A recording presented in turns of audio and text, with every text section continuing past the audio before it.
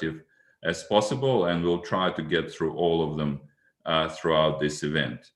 It's my pleasure to introduce our speakers, and I want to let you know that the full biographies are available on our website. First of all, Bruce Gosper is Australian High Commissioner to Singapore and has a long-standing career in trade and trade policy. He was previously also the CEO of Austrade, the Australian government agency responsible for promoting trade, investment in international education and tourism policy. John Denton AO is the Secretary General of the International Chamber of Commerce. He's a global business leader, international advisor on policy, and a legal expert on international trade and investment. Deborah Elms is a founder and executive director of the Asian Trade Center and works with governments and companies around the region and the world to design better trade policies. Eunice Huang leads Google's trade policy work in the Asia Pacific region and also Google's engagement with the WTO. And she previously spent over a decade in Singapore government's administrative service. Lisa McCauley is a well-known trade expert who will moderate today's discussion, and she's executive director of the Global Trade Professionals Alliance. And you can find the full biographies of our panelists and information about this event on our website. So welcome and thank you for joining us. And Bruce, over to you. Well, thanks very much, Philip. It's great to join Asia Society colleagues here, and I'm honoured to be part of a very distinguished panel, so it's good to see the colleagues as well.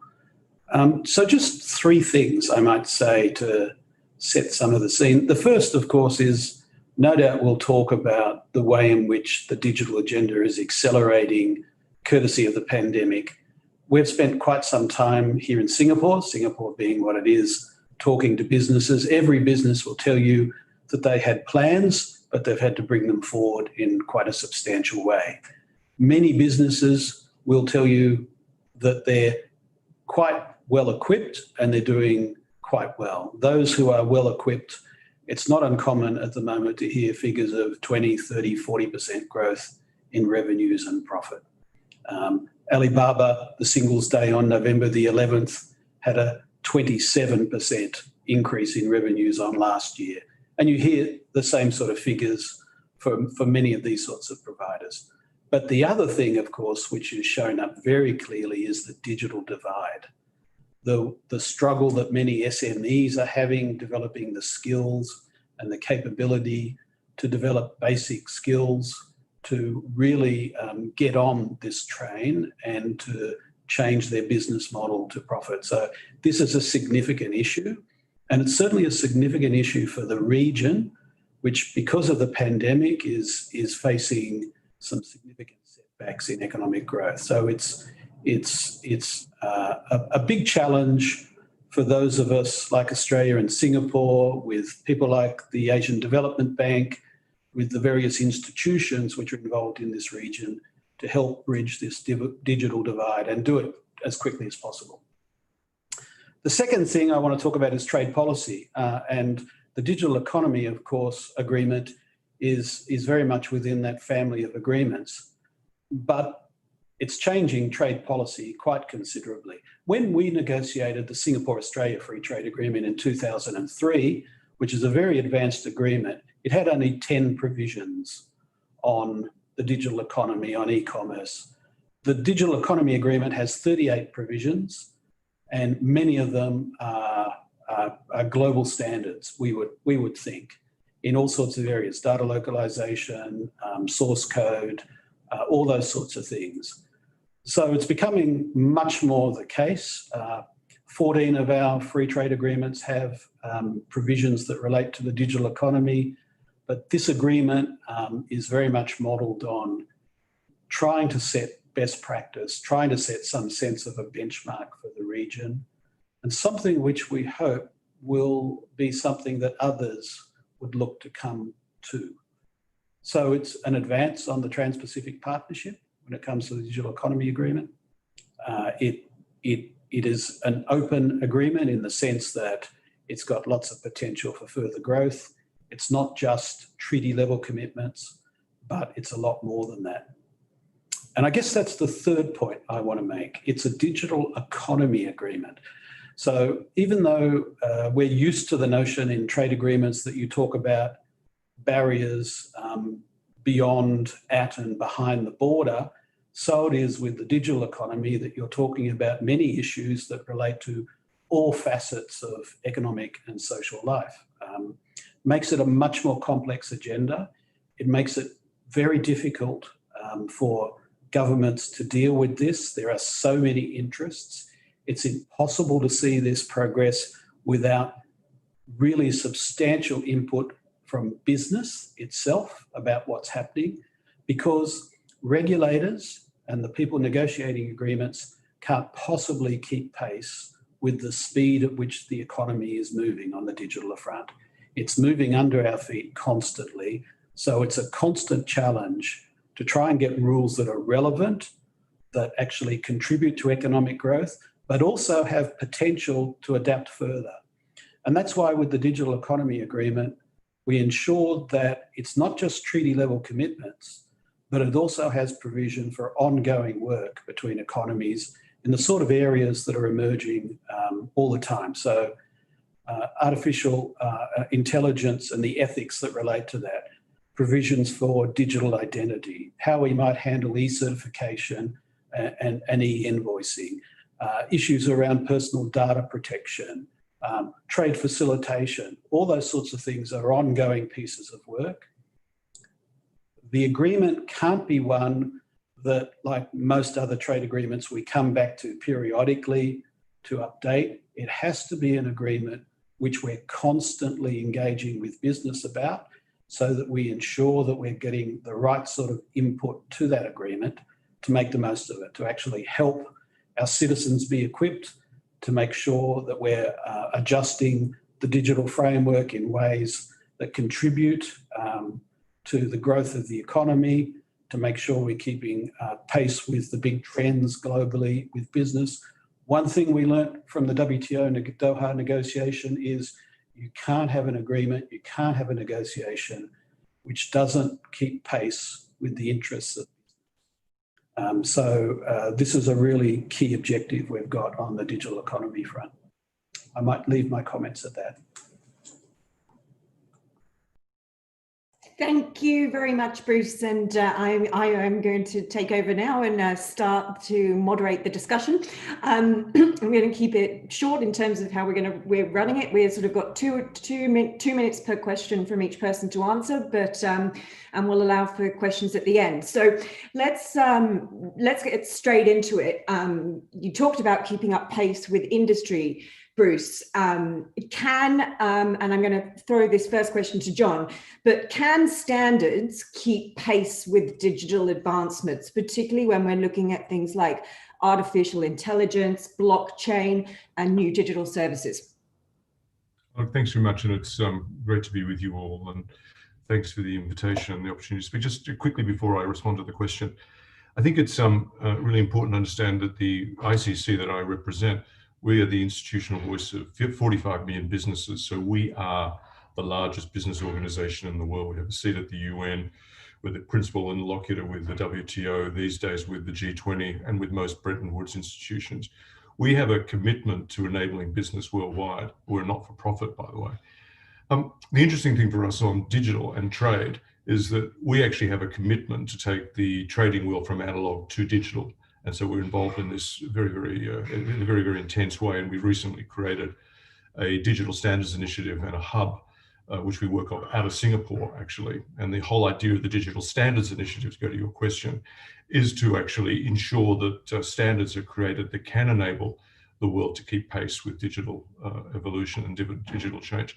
I think one thing that people don't fully understand, it's important to recognize that at their core, standards represent mechanisms to share what good looks like across a wide range of topics required to enable digital trade.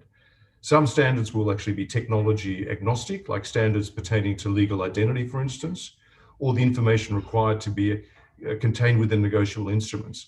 Like the functions that a letter of credit actually serve, as an example, do not often evolve. Their functions can be served regardless as to what technology is used. Other standards are actually technology specific and are used to help proliferate what good looks like as the technology matures.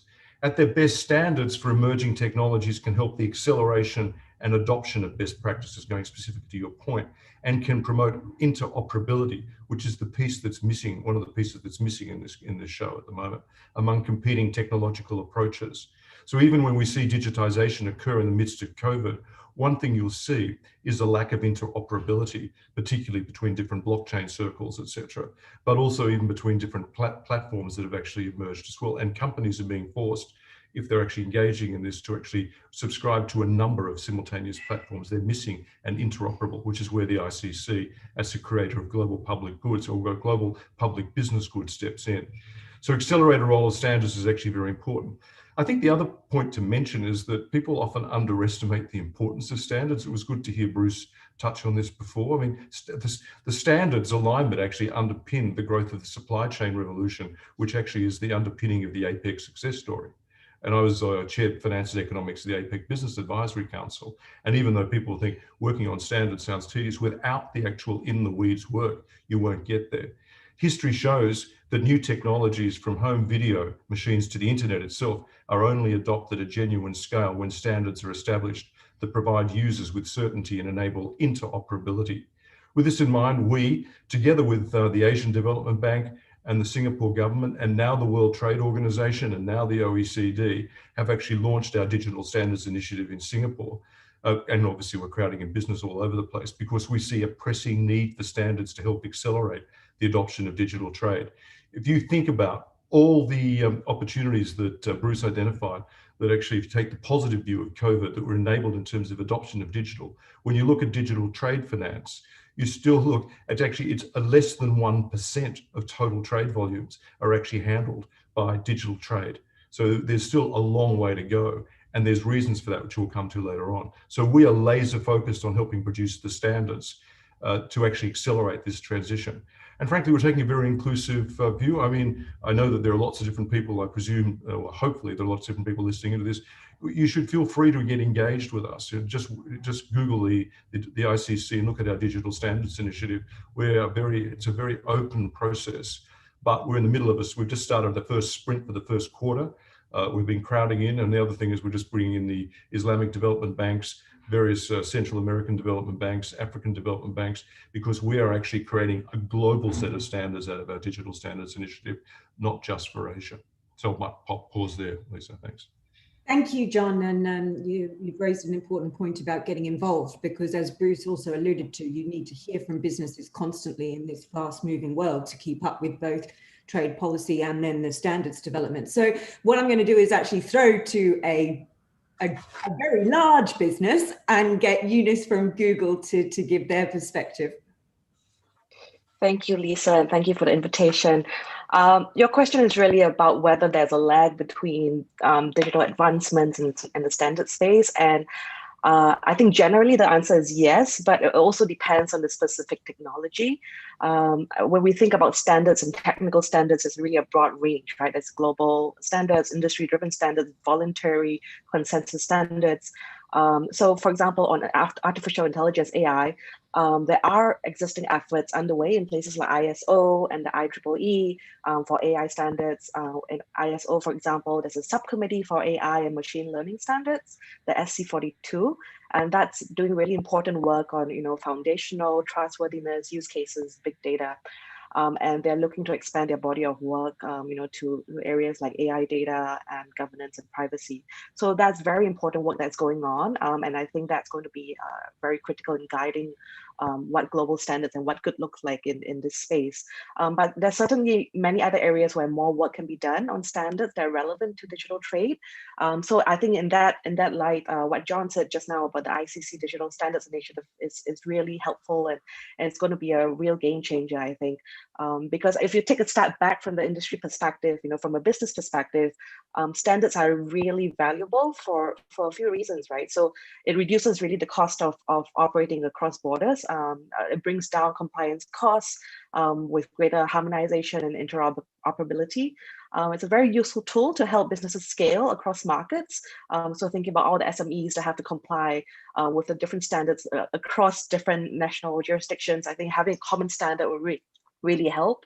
And then the critical point about engendering trust in the product itself. So for example, Google Cloud, being the first cloud service to receive an ISO 27701 certification as a data processor, that is a very important distinguishing factor, I think, for the business as well.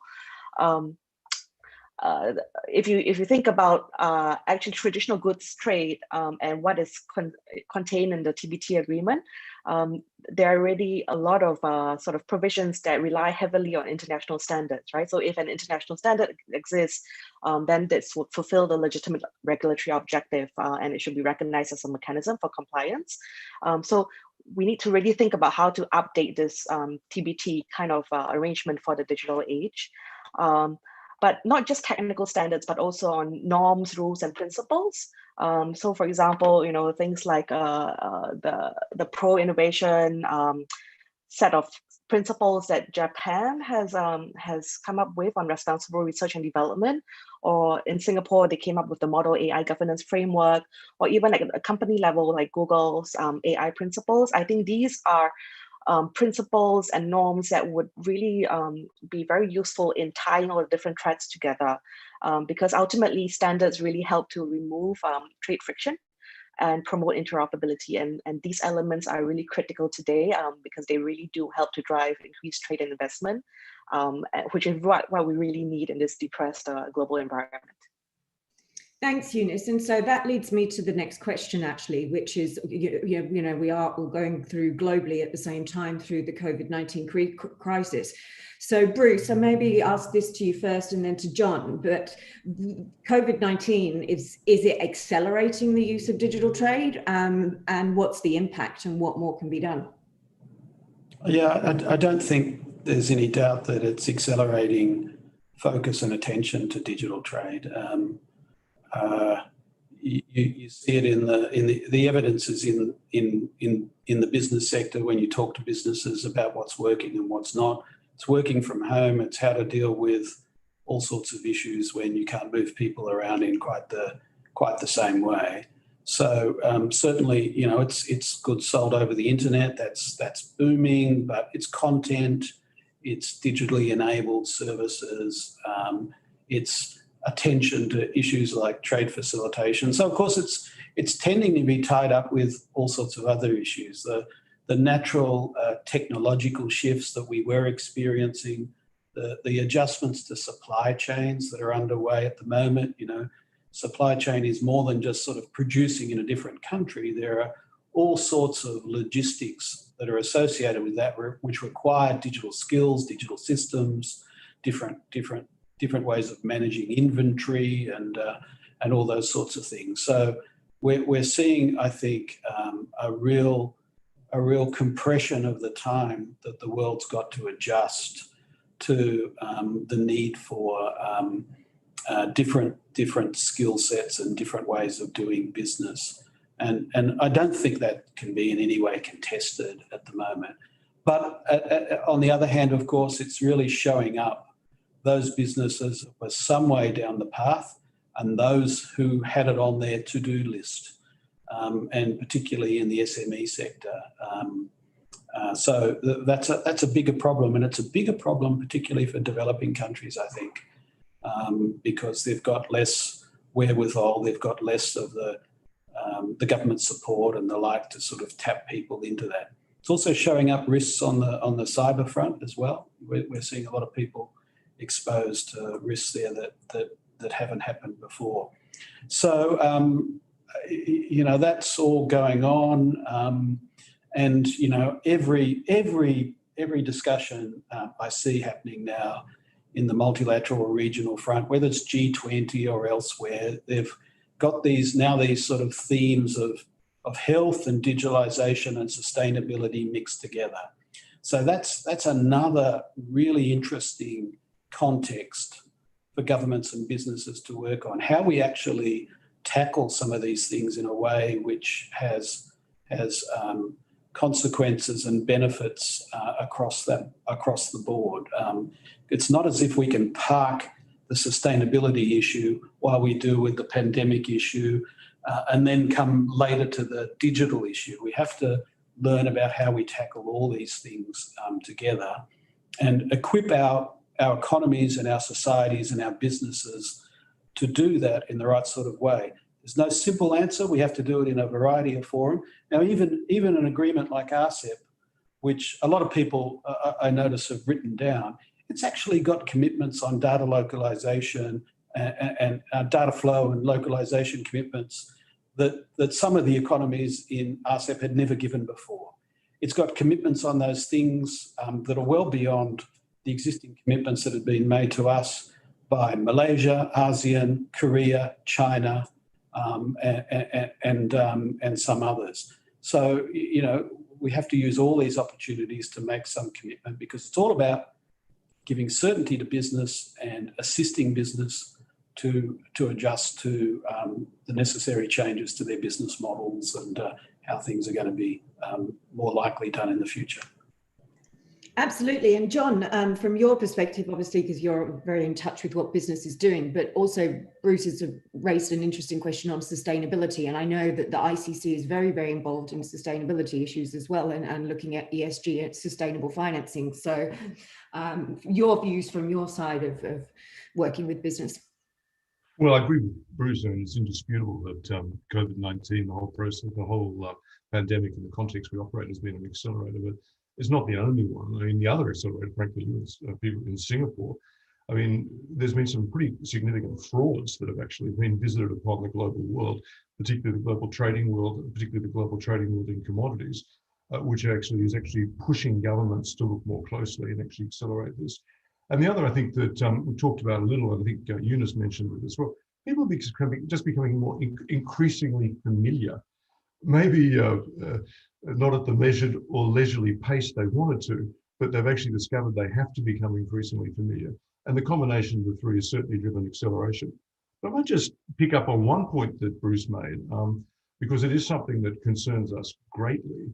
As I said, you know, we represent the developed and developing world.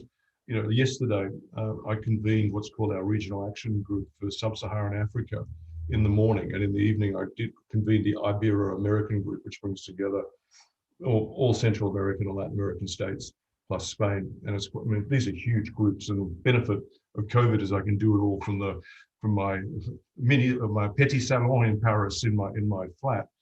But one of the critical issues you see in Sub-Saharan Africa, and people talk about the opportunities for Africa and the generational opportunities, is the absence of actually digitally enabled businesses. There are actually there's lots of connectivity, but when you actually look at it in the perspective of what the whole continent comprises, we still have a very light touch of engagement with digital, and much lighter touch of engagement with digitally enabled business models, if I can put it that way. There are very few businesses that are connected to payment platforms or creating digitized business models, which is why there's also another issue which we'll probably deal with when we talk about prospects for a global agreement.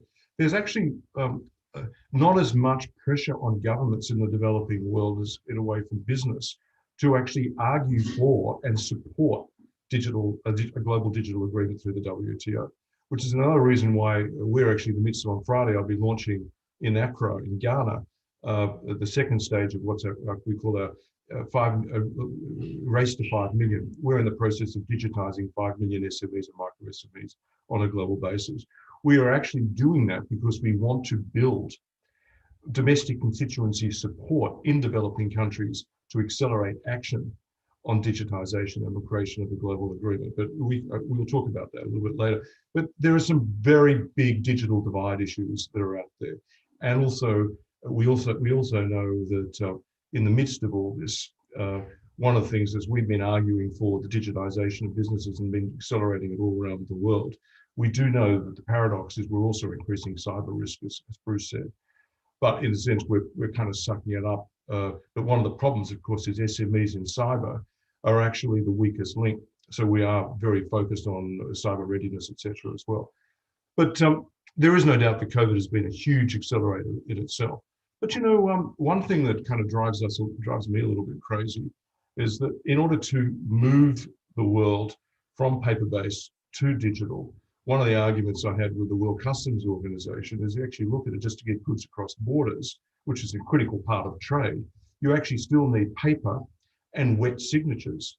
So we argued very early on in the COVID crisis that and I must say, Cuneo has been fantastic, the Director General of WCO, the World Customs Organization, that we needed to enable a movement away from that. And the other point I'd make, because I've been spending a lot of time on helping develop this African Continental Free Trade Agreement with the team in APRA, is that, you know, don't recreate the wheel here. There is actually legal frameworks that can enable relatively quick transmission into a digital documentation which are legally recognized. And there's some excellent work done by UNSTRAL in this area to create the model laws which enable electronic transport to be transferred and be recognized. One of the other areas here we're trying to do is get governments to focus on this as a relatively quick way of giving legal impact, because that is a reason that digital has not been taken up, particularly in trade finance and other areas, is because of a lack of legal recognition and uncertainty about the legal impact as well. I talked briefly about fraud, but I mean, there is no doubt that because of the quite high profile frauds that we have seen, is actually also accelerating the interests of governments, but also business to get this done. And the last point I make is that, you know, people have just become a lot more familiar. We just want more people to become familiar. And this is not a Northern Hemisphere discussion. This is actually a global discussion. If you want to build back better, God, that term is driving me crazy. Maybe I use the term build forward better.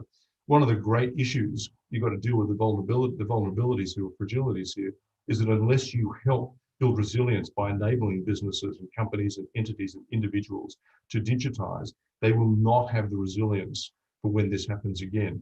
So we actually do need to look at this as a key focus for the global world. There is no doubt that with the acceleration comes risk, and we do have to look at how we help to manage the cyber risks that have been identified earlier in Bruce's comments. Thanks, John. And on that build that back better note, I'm going to hand over to Deborah and bring her into the conversation and to talk about, you know, in the backdrop of where the digital world is on the precipice of decoupling along a US-China fault line, hence where your Build That Back Better slogan tied very well into the recent election campaign. What impact might this have on the way we trade? I'm throwing you the hard question in the room right now, Deborah. That is a tough question. I mean, I think it depends on how much decoupling we see in the future between particularly the US and China.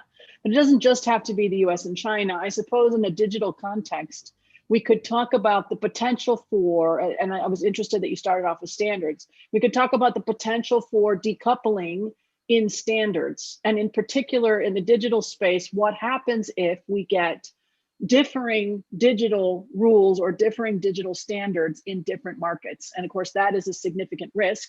It's one of the reasons why I think we should applaud Australia, Singapore, et cetera, for pushing forward what are meant to be sort of common frameworks for handling digital issues. Because if we're not careful, we could have the fragmentation of the digital space as part of a larger decoupling, maybe not, it's a little hard to say. And each time that you have, especially differing deep regulatory and standards differences between spaces, it becomes impossible to bridge those.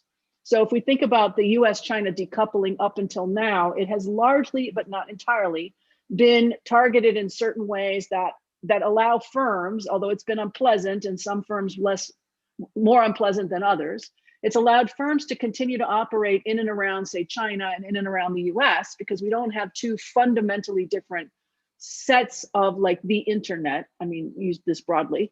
But if you had real decoupling, and particularly around real standards diversity between US and China systems, as an example, then that becomes very hard to navigate, because then you are either set up for this platform or that platform, and that becomes very difficult. So I think if we're looking at decoupling, of course, there's a million ways we could think about this, from strategic and from political arguments, but and across the economy. But if we're looking at it in a potential digital space, I think it's maybe why you led with standards. Well, partly because it's Australia and you all care deeply about standards, but also because they matter. And where do they matter? They matter in the digital space, because if we have alignment across basic standards, it's easier to do business. It's easier for consumers to consume whatever they're doing or do whatever business models they have. But if you start having divergent regulatory standards in place around digital, then you wreck the promise of digital, which was especially crucial for me, that you could be the micro multinational. You could be in your dining room and you could be delivering global goods and services to consumers and suppliers everywhere. And if we start creating these incompatible, decoupled systems, then that micro multinational no longer exists as an idea. And I think that for me is a bit of a tragedy, because that's part of why we had so many small businesses joining the global economy. So that's where we're at. That's the sort of risk that we have. And so I think it's worth thinking through and applauding, crucially, efforts to try to keep those rules consistent. So the last thing that I would say just on this point is the more that we need the rules, but without, and I'm sure Eunice would say yes, without all of the loopholes, and crucially without all of the footnotes that say that therefore this doesn't apply to me if I decide it doesn't apply to me. So we need to have the rule, and then the rule itself needs to be as consistently applied as possible with fewer flexibilities, or at least more consistent, clarified flexibilities. Otherwise, it's just too hard to operate. Eunice, do you want to respond to that? Yes, agree with everything that Debbie said. And from the business perspective, really fragmented rules and systems, really, they don't just add to business costs. But if you think about it from an ecosystem level, they also have huge implications for competition, for innovation, and for companies' ability to scale and to grow. Because the fact is that really digital technologies are by definition global in design. And that's a huge part of their power and their potential. And if we were to have this kind of fragmentation, if we're going to have uncoordinated digital policies or regulations, if we're going to have walls around the digital economy, we really risk undercutting the internet's trade and economic benefits. And that really makes it harder for businesses, especially SMEs, to benefit from the digital opportunity for transformation. But which is why it's really so important to have very predictable rules that act as sort of interconnectors, right? Like when you go travel, you have a travel adapter. You need those bridges that is fostered through standards, through mutual recognition agreements, through rules and norms like the Singapore-Australia digital agreement. Thanks, Eunice. And Deborah, just back on this. So how does interoperability apply in a digitally developed world? Well, that's a huge question. So I think it's everything. It goes from the standards around the internet and the way in which you connect to the internet to the way in which you could deliver digital services, like education services, like training and capacity building, like standards, digital applications like landscape architecture. Can you deliver that digitally? And if so, how? Do I need to be a registered landscape architect in your market in order to deliver it from my market? So in the services space, we have a lot of issues. And then in the goods space, if you're just looking at how do we get consistency in the digital economy part, it would also be e-commerce rules. What do those rules look like? How can we leverage them? What can you do? What can you not do? How are they consistent between markets? So I think when we're talking about digital, what we ought to do, instead of thinking of digital as a sector, digital is the connective tissue increasingly that links all the other sectors together. Goods, services, investment, any kind of activity, personal consumption, business activity that hooks it all together. So I think what we need to be doing, instead of saying this is digital or the digital economy and it needs special rules or whatever, we need to say, well, this is the economy, this is the system. And then how do those digital rules fit within that space, and how do they help enable goods, services, investment, et cetera, to flow? And then think of it more as connective tissue or a horizontal issue rather than something to be discussed on its own, because the world is, as we've clearly seen on COVID, increasingly moving to being digital in one way or another. And so if we get incompatible digital rules, it creates problems in sectors and areas that you might not think of as having a digital element to them. And so I think, again, we should think of it more horizontally than we often do. It's not just about digital for the sake of digital. It's digital because what does it allow you to do in other settings? Thanks, Deborah. And I mean, the other thing we haven't talked about is actually how digital trade can be more inclusive. It can bring all elements of an inclusive society together, because you can have a mum working from home, who doesn't have to worry about childcare, but can start her own business, for example. And we do know that women have been most impacted globally by the pandemic. Bruce, I'm going to throw to you now, if that's okay, to answer the question on how to apply bilateral and multilateral trade rules to non-state entities that are a key part of the digital trade ecosystem. Okay, thanks. Well, look, the first thing I might say in response to that and in response to your earlier question is globalization is good, right? A big part of what Singapore and Australia were trying to do was to ensure that we've got the conditions to keep markets opening, goods, services, intellectual property flowing under the right conditions, all that sort of thing. So it's a big ongoing task. Basic guiding principles for us are non-discrimination, technological neutrality, and of course interoperability. So we look to sort of ensure that that's embedded in our approach on all these things. And when we look at what we're doing ourselves, we never look at just what our interests are. We look at the region and indeed globally and how we can actually create a better environment where others might like to join on, emulate, do better in all these sorts of areas. We dearly love others to do better than we've done. That would be a good thing for us to see. But if they want to join what we've done, big economies or small, that would be a very positive thing. You know, at the end of the day, what we're trying to do with businesses is to reduce the barriers that they face and to assist them to actually engage with the digital economy in different ways. So part of the agreements that we're negotiating are about removing barriers to restrict the potential for economies to put in place capriciously or suddenly or without justification measures that might impede what's happening. Part of it is about actually assisting businesses to capture the opportunity that's available by opening new channels and the sort of commitments that support that. So that's an important ongoing piece of work for us. We're not just doing it, of course, bilaterally or regionally. We're also doing it in the context of the WTO. The WTO, which I could talk for some time about, is doing some good thing on two particular subjects. And one, of course, is the Joint Statement Initiative that was co-convened by Australia, Japan, and Singapore. So, interesting group of countries where we've now got almost 90 countries, 90% of the global economy, so China, the US, the EU, Japan, Korea, many others, signed on as participants in this, which is about actually developing in the WTO context some of the rules of the road for the digital economy. But we need efforts in lots of different fora to actually assist business. What John does with the ICC is every bit as important as things that are done in other jurisdictions or in other institutions. It's of course not just about businesses, and I think you make this point very well, it's about enabling our citizens to participate in the economy.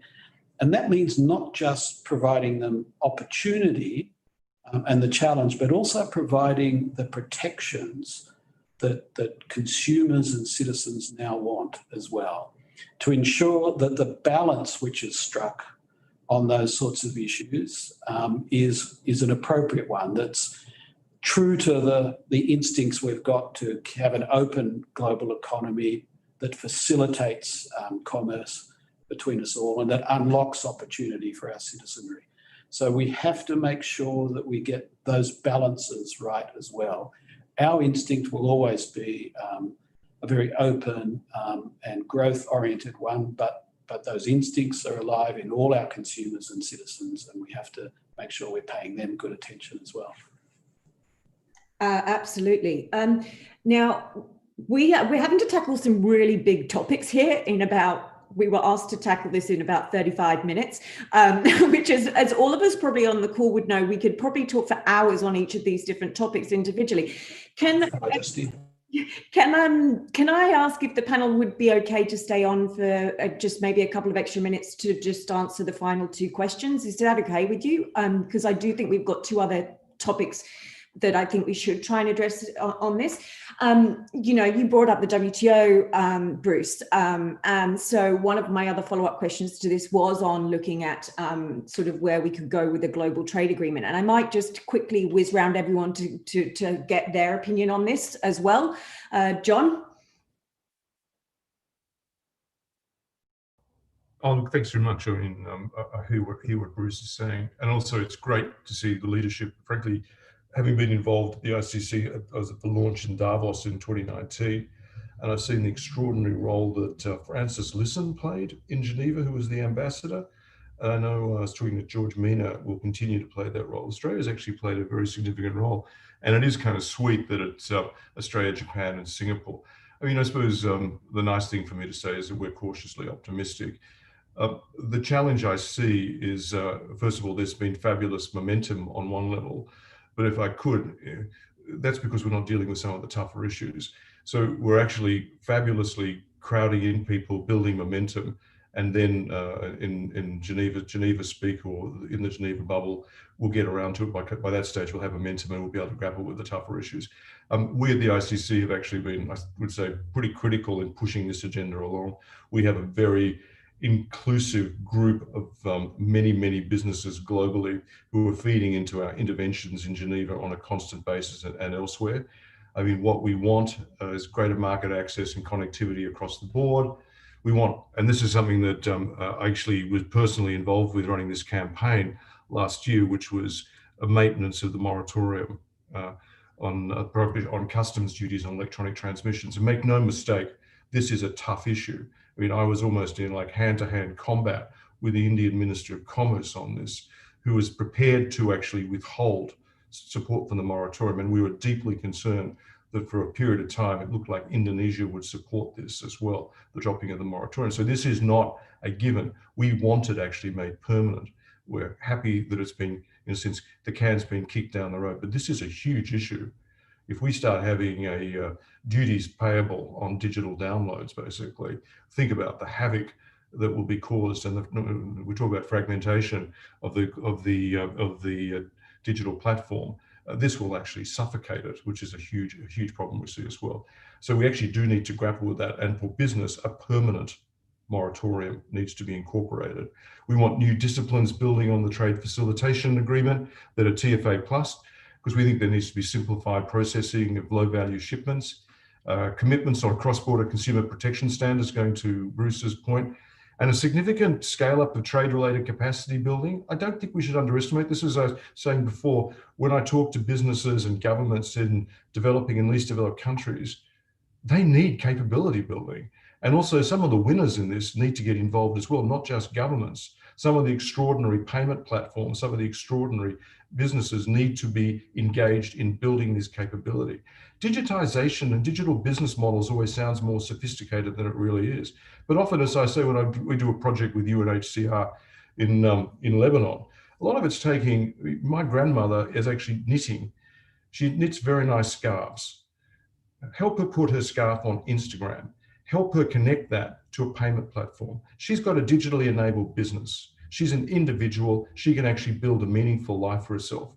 That's actually inclusive digitization. That's what we're aiming for. And that's how you actually build global support to create a global common goods, which is a properly functioning e-commerce global agreement.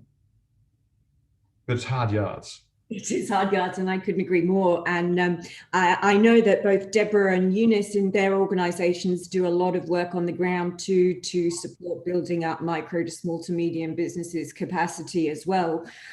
So Eunice, perhaps over to you to just address this question, and then Deborah. Yeah, we have been doing, I mean, we have been doing a lot of work on skills, to be very honest. because there's no, I mean, there's no way you can really fully harness the potential of the digital economy without skilling the people with the relevant knowledge that they need.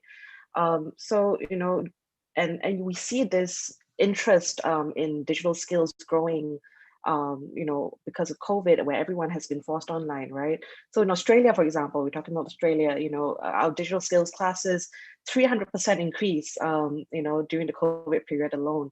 And we're supporting all sorts of different organizations, you know, in Indonesia, in Thailand, in Vietnam, on digital skills, and also sort of using digital to also support job seekers, partnering with governments. So basically trying to show that digital is really something that helps and permeates through the economy, and that, you know, if governments put in place a right policy environment, this can really be very transformative.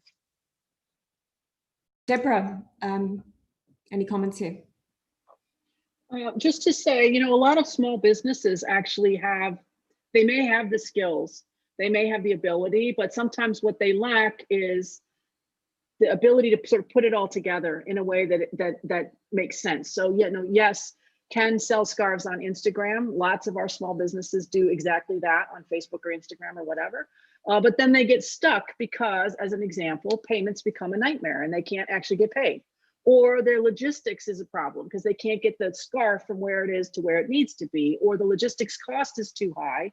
So even though they're making splendid scarves that there would be a huge market for, and they can find consumers who want them, getting them in their hands at the appropriate price point turns out to be a challenge. And so again, I would say if governments really want to support small businesses, you have to think about both the digital economy, which is this sort of sexier part at the moment, but also a lot of the unsexy bits that make a huge difference to small firms. Customs procedures that John was just discussing, you know, payments issues, which we keep putting on the back burner, you know, all these kinds of things that are part of that enabling environment, absolutely critical, because it will make the difference between success and failure as a small firm. And I think, again, especially the pandemic certainly shows us, small businesses are crucial. And if we can't make the environment work for small businesses, then we have a real problem ahead.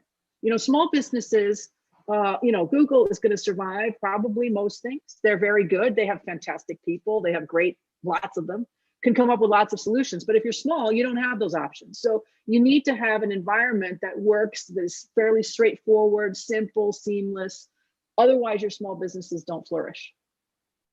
Well, you know me, Deborah, I like the unsexy stuff. I've done it for my whole career. No one else wants to do that. So, you know, I've made a career out of doing that. So one more question, and then I'll go to the chat and just see if we've got any questions.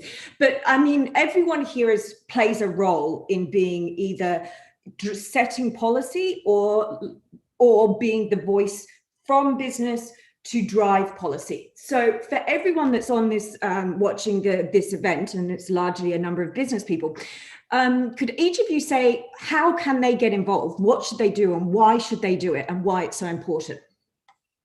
I'll start with you, Bruce, John, Eunice, Deborah.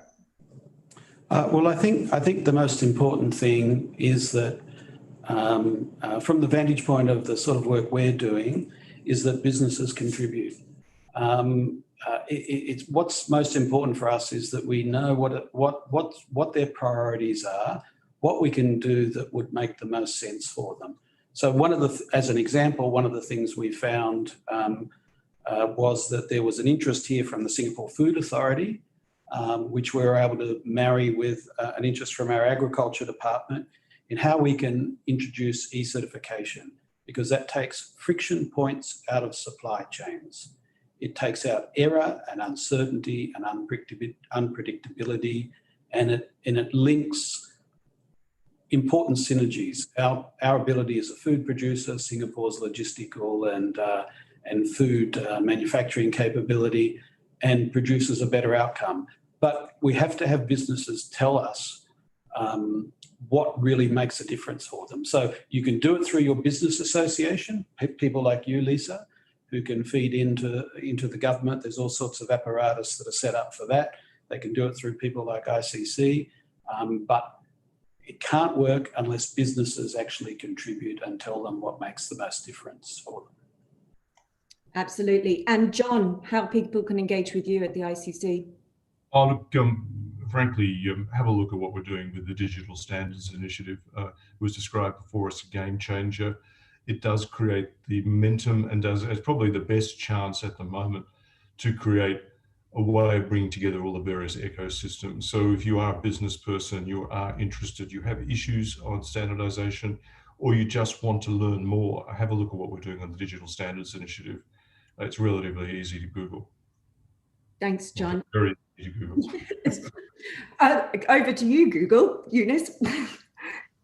Yeah, I think, I mean, from the business vantage point, you know, having that continual dialogue with government officials looking at the regulations is critical. And so, you know, that kind of implementing MOUs that Australia and Singapore have set up, sort of as part of this this digital economy agreement, is extremely useful because there are these very key areas of work where relevant businesses are consulted. And you know, with tech, really these things change all the time, that there's just new developments all the time. So my key phrase would be consult. And you know, I think from the business point of view, we would really be happy to flag any on the ground issues that would serve as barriers to trade, particularly because I think digital is an area that just spans across government. It does not always sit very neatly within one ministry. So that, I think that kind of coordination work will be very necessary to have a very good environment for the promotion of digital trade. Thanks. And Deborah, from your perspective? Well, I would say that, you know, critical is the role of small businesses, who are often overlooked in policy discussions because they're small and they're busy and they don't always care. Really, they don't think that they care what government is up to. And so trying to get small business groupings, organizations, trade associations, whatever, full of small businesses, at least to describe what they do and how they do it, so that a government official who is carefully listening can then unpick what are the policy elements of their conversation. Because we have, especially here in Asia, every government talks about the importance of small businesses. Small SMEs are the backbone of our economy, 97% of businesses, most of the jobs, blah, blah, blah. But then you say, fantastic, how many have you spoken to? Answer, none. Or, you know, I talked to my barber and my barber said such and such. And that's not good enough. We have to get small businesses from across the spectrum of firms, companies, and industries to actually provide feedback to government. Otherwise, we get policies that don't work for small businesses. So especially for those SMEs who happen to be listening, the more that you contribute, the more helpful this is. And for government, as much as you can, reach out to small businesses, because again, they're the backbone, they're super important. You actually need to talk to them. Yeah, absolutely. Now, I'm just going to quickly, I'm just looking at some of the questions that come in. I'm going to pick one general one so everyone can address it. But how can multi-stakeholder organizations of Standards Australia and Enterprise Singapore as gateways to international standards, I think it must mean as gateways to international standards development in ISO and ISEC, IOC, help address challenges being developed? Well, I can answer one thing in that, you know, blockchain standards are being developed and Australia is actually championing that. But, you know, John, what's the role of how do things start on the ground in standards work and how does it feed up into ISO world? And then how does that maybe influence other stuff? Well, ISO world is another world, frankly. I've spent a bit of time with ISO because I got very concerned about the absence of any thinking around standards for global mobility. So I spent time with, I mean, they're a wonderful team, but their processes are incredibly laborious to actually get to us. And I understand why, etc. But talking about Standards Australia, by the way, Enterprise Singapore is actually fully engaged with us because I think also Singapore understands as one of the most important global trading commodity hubs in the world, it actually needs to really ensure that the most efficient trading occurs. it's actually a jewel that they've got to continue to invest in. So Enterprise Singapore is actually heavily invested working with us because they see the benefit and the fact that only ICC can really pull together all the various players, because we are this not-for-profit, for-purpose institution, and we do create global public goods which effectively serve the business community. But I do go back, have a look at what we're doing in Digital Standards Initiative. This has got real momentum. And I must say, I don't know whether Standards Australia is involved, but you should. Oz Cluyers, who's actually pulling this together for us in Singapore, has created a fabulous roadmap. I think there's a few presentations that he's been doing. There's actually a really good opportunity to get involved in this process there. Absolutely, Bruce. Standards Australia's role, as we know, we like to. I think Australia prides ourselves in our work that we do in standards. Yeah, well, Standards Australia was a key part of how we prepared for the Digital Economy Agreement. So they did a roadshow, a trawl through quite a few of the ASEAN members, including most particularly Singapore, and then of course they acted as a collator of a good number of industry views in Australia. It's not sufficient though. We need lots of other people participating. So they've been closely involved in that sort of exercise. And I think, as John is saying, there's a variety of agencies, and as Eunice was saying, of course, it's not just one agency. So across our 7 working groups, we've got counterpart organisations in both economies that are working together on the forward agenda for those issues. So it includes industry departments, it includes tax authorities, it includes people like the Singapore Food Authority and many others who are working on this sort of agenda. So they do have an important role, and certainly international standards are something that we're are very keen to promote and prosecute. Thanks. I'm being told to wrap up because we've already gone over time, and I would just like to thank everybody. If any of you ever want to take one of these questions and do a separate event, I'm sure we could actually have a lot of fun unpacking it as a group, because it's just such a delight to have you all together, all in one place on this. So I'm going to hand back to Philip, but thank you, everybody. I really, really enjoyed the discussion.